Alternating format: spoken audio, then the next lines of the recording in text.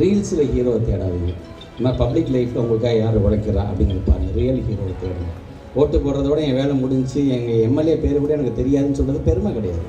எனக்கு ஒரு பிரச்சனை, எனக்கு ரோடு போடல, நான் யாரை நான் தொடர்பு கொள்ள வேண்டும், எனக்கு தண்ணி வரல, நான் யாரை நான் கேட்கணும், எனக்கு கரண்ட் இல்லை, நான் யாரை கேட்குங்கிறதுக்கு பார்த்தீங்களா, அதுதான் முக்கியம். திருவள்ளூர் மாவட்டம் பருத்திப்பட்டில் உள்ள தனியார் கலைக்கல்லூரியில் நடைபெற்ற அறிவியல் கண்காட்சியில் பள்ளி மாணவர்கள் பலர் கலந்து கொண்டு தங்கள் படைப்புகளை காட்சிப்படுத்தினர். நிகழ்ச்சியில் சிறப்பு விருந்தினராக பேசிய அமைச்சர் அன்பில் மகேஷ், மாணவர்கள் ரீல்ஸில் ஹீரோவை தேடாமல் ரியல் ஹீரோவை தேட வேண்டும் என்றார்.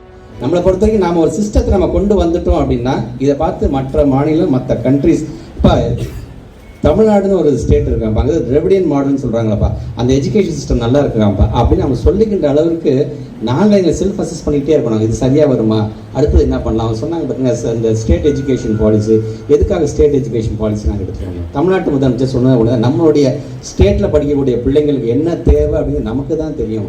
டெல்லியில் ஒரு ஆள் உட்காந்துட்டு நமக்கு இங்கே ஆர்டர் போட்டால் எப்படி நம்ம பிள்ளைங்களை ஏற்றுக்கொள்ள முடியும் என்பதற்காகத்தான் இன்றைக்கி நாங்களே அதை நம்ம உருவாக்குறோம். ஸோ இந்தியாவில் வேறு எந்த ஸ்டேட்டும் உருவாக்காத ஒரு பாலிசி நம்முடைய ஸ்டேட் எஜுகேஷன் பாலிசியை தமிழ்நாடு மட்டும்தான் உருவாக்கியிருக்கு. அது யாருக்காகனா உங்களுக்காக தான். ஸோ இப்படி ஒரு அரணாக தமிழ்நாட்டுடைய முதலமைச்சரும் நீங்கள் இந்த எஜுகேஷன் டிபார்ட்மெண்ட் இல்லை அப்படின்னா அவங்க என்னென்னலாம் சொல்லுவாங்க அதை கேட்டுட்டு நீங்கள் உட்காந்திங்கன்னா இன்றைக்கி நீங்கள் உதாரணத்துக்கு நீங்கள் ஒரு 10 மார்க் வாங்கினா நாளைக்கு பேர் நீங்கள் 4 மார்க் 3 மார்க் 2 மார்க்குன்னு குறைஞ்சிட்டே போடும். ஏன்னா அவன் என்ன நினைக்கிறனோ அது உங்கள் மேலே திணிப்பான். அதனால தான் இங்கே பேசி நம்முடைய மாண்புமிகு அமைச்சர் சொன்னது எழுமொழி கொள்கைக்கு காரணம் என்ன. First you have to conceive in our mother tongue. நான் தமிழில் முதல்ல என்னன்னு என் ஐடியாவை நான் ஃபஸ்ட் நான் வச்சுக்கிறேன். அதுக்கப்புறம் எனக்கு தெரிஞ்ச இங்கிலீஷ் நான் டிரான்ஸ்லேட் பண்ணி நான் வெளியில் கொண்டு போகிறேன். நான் that's why always use to say Tamil is for our identity and English is for opportunity. So இந்த ரெண்டுத்துலையுமே வேர்ல்டு வாஸாக இருந்துட்டிங்கன்னா என்னை பொறுத்த வரைக்கும் நம்முடைய அரசியல் சட்டம் சொல்லக்கூடிய 8th ஸ்கெடியூலில் இருக்கக்கூடிய 22 மொழியும் நம்ம படிக்கலாம். நம்ம எந்த மொழிக்கும் எதிர்ப்பானவர்கள்லாம் கிடையாது. ஆனால் திணிக்காதீங்க எங்கள் மேலே. எங்களுக்கான எங்கள் தாய்மொழி இருக்கின்றது, எங்களுக்கான ஆங்கிலம் இருக்குது, அது போதும். நான் அறிவியல் சார்ந்து எங்கள் பிள்ளைங்களை நீங்கள் உலகத்தில் எந்த பிளாட்ஃபார்ம் கொடுத்தா போய் எங்கள் எக்ஸ்பிளைன் பண்ணிட்டு வந்துடுவாங்க.